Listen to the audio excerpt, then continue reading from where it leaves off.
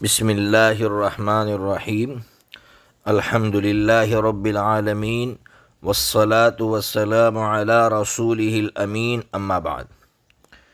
آج کا باب ہے باب ترک الوضوء من القبلۃ۔ کیا مطلب؟ اگر کسی نے اپنی بیوی کا بوسہ لیا یا کسی عورت کو چھو لیا تو اس سے وضو ٹوٹے گی یا نہیں ٹوٹے گی؟ تو سب سے پہلے حدیث پڑھ لیتے ہیں۔ حدیث کا نمبر ہے 88۔ حضرت عائشہ صدیقہ رضی اللہ تعالیٰ عنہا فرماتی ہے کہ نبی پاک صلی اللہ تعالیٰ علیہ وسلم نے اپنی ایک بیوی کا بوسہ لیا، پھر نماز کی طرف نکل گئے اور وضو نہیں کیا۔ ظاہر بات ہے کہ ایک بیوی سے مراد خود حضرت ماں عائشہ صدیقہ رضی اللہ تعالیٰ عنہا ہے۔ وہ خود بیان فرما رہی ہے کہ نبی پاک صلی اللہ تعالیٰ علیہ وسلم نے اس طرح بوسہ لیا اور نبی پاک صلی اللہ تعالیٰ علیہ وسلم نے وضو نہیں فرمائی۔ تو اس سے صاف سمجھ میں آتا ہے کہ عورت کو چھونے سے وضو نہیں ٹوٹتی۔ اب ائمہ کے کیا اقوال ہیں، ان کا کیا مسلک ہے، وہ سن لیجئے۔ حضرت امام ابو حنیفہ رحمۃ اللہ علیہ فرماتے ہیں کسی بھی عورت کو کسی بھی طرح چھونے سے وضو نہیں ٹوٹتی۔ کیا مطلب؟ وہ عورت بالغہ ہو، بالغہ نہ ہو، محرم ہو، غیر محرم ہو، بلا کسی چیز حائل، کوئی کپڑے کے آپ نے چھوا ہو، ڈائریکٹ جسم کو چھو لیا ہو یا کپڑے کے واسطے سے چھوا ہو، کسی بھی طرح چھونے سے وضو نہیں ٹوٹتی ہے۔ اور حضرت امام ابو حنیفہ رحمۃ اللہ علیہ کی دلیل یہی حدیث ہے جو ابھی آپ نے پڑھی، 88 نمبر کے حضرت ماں عائشہ صدیقہ رضی اللہ تعالیٰ عنہ کی۔ اس کے برخلاف ائمہ ثلاثہ یعنی حضرت امام مالک، حضرت امام شافعی، حضرت امام احمد ابن حنبل رحمۃ اللہ علیہم، ان کا کہنا ہے کہ عورت کو چھونے سے وضو ٹوٹ جائے گی۔ اور پھر ان کے درمیان میں آپس میں چھوٹا سا اختلاف ہے۔ کیا ہے؟ حضرت امام شافعی رحمۃ اللہ علیہ کے یہاں تو کسی بھی طرح کی عورت کو کسی بھی طرح چھونے سے وضو ٹوٹ جاتی ہے۔ کیا مطلب؟ نابالغہ لڑکی کو بھی چھو لیا تب بھی ان کی یہاں وضو ٹوٹ جائے گی، اور ان کے یہاں محرم کو چھو لیا تب بھی وضو ٹوٹ جائے گی۔ تو ان کے یہاں یہ مسئلہ ہے کہ کسی بھی طرح کی عورت ہوگی اس کو چھونے سے وضو ٹوٹ جائے گا۔ پھر شہوت سے چھوا ہو، بغیر شہوت کے چھوا ہو، امام شافعی رحمۃ اللہ علیہ کے یہاں وضو ٹوٹ جاتی ہے۔ اس کے برخلاف امام مالک رحمۃ اللہ علیہ فرماتے ہیں کہ اگر وہ لڑکی بالغہ ہے، اجنبیہ ہے اور شہوت کے ساتھ چھوا ہے تب جا کر وضو ٹوٹے گی، ورنہ وضو نہیں ٹوٹے گی۔ تو امام مالک رحمۃ اللہ علیہ کے یہاں اس عورت کا اجنبیہ ہونا ضروری ہے، بالغہ ہونا ضروری ہے اور شہوت سے چھوا ہو تب جا کر وضو ٹوٹے گی۔ بہرحال یہ درمیان میں چھوٹا سا ان کا اختلاف تھا۔ اب ان کی دلیل کیا ہے؟ ان کی دلیل وہ کہہ رہے قرآن مجید میں ہے او لامستم النساء، کہ اگر تم نے عورت کو چھو لیا ہو تو ظاہر سی بات ہے اس سے تمہاری وضو ٹوٹ جائے گی۔ اب وضو ٹوٹ جائے گی تو تم کیا کرو؟ اگر پانی ہے تو وضو کر لو، پانی نہیں ہے تو تیمم کر لو۔ تو وہ کہہ رہے قرآن مجید نے خود بیان کیا ہے عورت کو چھو لیا۔ امام ابو حنیفہ رحمۃ اللہ علیہ نے جواب دیا کہ آپ نے او لامستم النساء سے جو عورت کو چھونا مراد لیا وہ درست نہیں ہے۔ او لامستم النساء سے عورت کو چھونا مراد نہیں ہے بلکہ جماع مراد ہے، عورت کے ساتھ صحبت کرنا مراد ہے۔ کیوں عورت کے ساتھ صحبت کرنا مراد لیا؟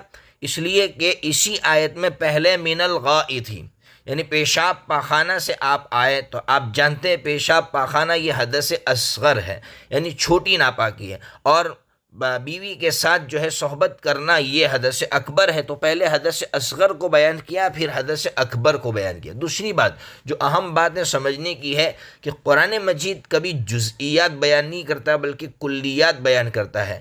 کیا مطلب؟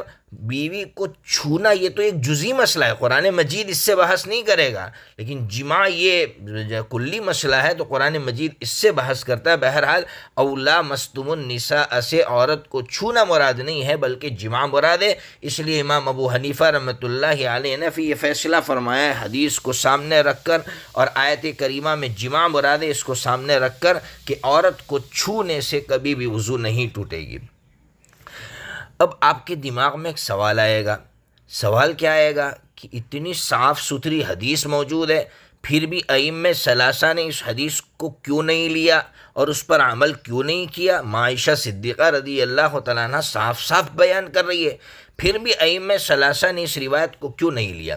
تو ائمہ ثلاثہ کہتے ہیں کہ اس روایت میں دو خرابیاں ہیں۔ پہلی خرابی کیا ہے؟ کہہ رہے کہ عروہ اور ماں عائشہ کے درمیان میں ایک واسطہ ہے، چھوٹ گیا ہے۔ وہ کہہ رہے ہیں یہاں عروہ سے عروہ مزنی مراد ہے، عروہ ابن زبیر مراد نہیں، اور عروہ مزنی کا لقاء یعنی ان کی ملاقات حضرت ماں عائشہ صدیقہ رضی اللہ تعالیٰ عنہ سے نہیں ہے، تو گویا درمیان میں ایک واسطہ چھوٹ گیا، اس لیے اس حدیث کی سند کے اندر یہ خرابی ہے۔ لیکن ائمہ ثلاثہ کی یہ بات درست نہیں ہے۔ کیوں درست نہیں ہے؟ اس لیے کہ یہاں عروہ سے عروہ ابن زبیر مراد ہے۔ ابن ماجہ کے اندر صفحہ نمبر 38 پر صراحت ہے کہ یہ عروہ سے عروہ ابن زبیر جو ماں عائشہ صدیقہ رضی اللہ تعالیٰ عنہ کے بھانجے ہیں، اور ماں عائشہ صدیقہ رضی اللہ تعالیٰ عنہ ایسا مسئلہ اپنے بھانجے کے سامنے ہی بیان کر سکتی، کسی اجنبی کے سامنے بیان نہیں کر سکتی ہے، تو ان کے بھانجے کی ملاقات تو ماں عائشہ صدیقہ رضی اللہ تعالیٰ عنہ سے ہے، اس لیے ائمہ ثلاثہ کا یہ اعتراض درست نہیں ہے۔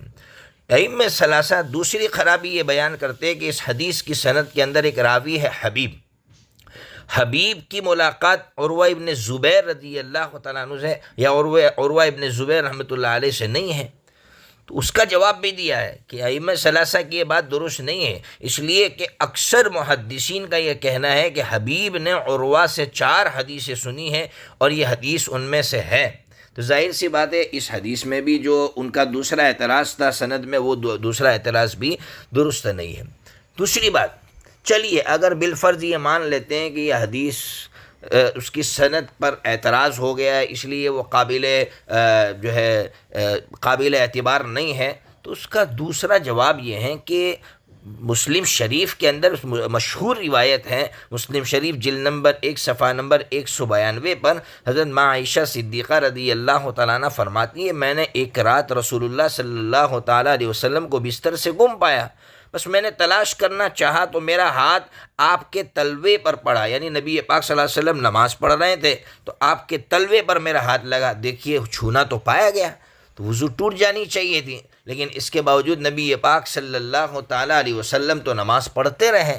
اس سے سمجھ میں آیا کہ عورت کو چھونے سے وضو نہیں ٹوٹتی۔ شوافی اس کا کیا جواب دیں گے کہ نبی پاک صلی اللہ علیہ وسلم کے پیروں کو تو بغیر کسی حائل کے چھوا ہے، درمیان میں تو کوئی کپڑا وپڑا نہیں ہے، تلوے پر ہاتھ لگایا ہے، اس کے باوجود وضو نہیں ٹوٹی۔ اس سے صاف سمجھ میں آ رہا ہے کہ عورت کو چھونے سے وضو نہیں ٹوٹتی ہے۔ بہرحال یہ ایک باب ہو گیا۔ اب اگلا باب ہے باب الوضوء من القیء والرعاف۔ کیا مطلب؟ قے سے یعنی الٹی سے اور ناک سے خون نکلنے سے وضو ٹوٹے گی یا نہیں ٹوٹے گی، اس کی بحث اس باب کے تحت ہوگی۔ حدیث نمبر ہے 9090۔ حضرت ابو الدرداء رضی اللہ تعالیٰ عنہ سے روایت ہے کہ نبی پاک صلی اللہ تعالیٰ علیہ وسلم کو قے ہوئی یعنی الٹی ہوئی، پھر آپ نے وضو فرمائی۔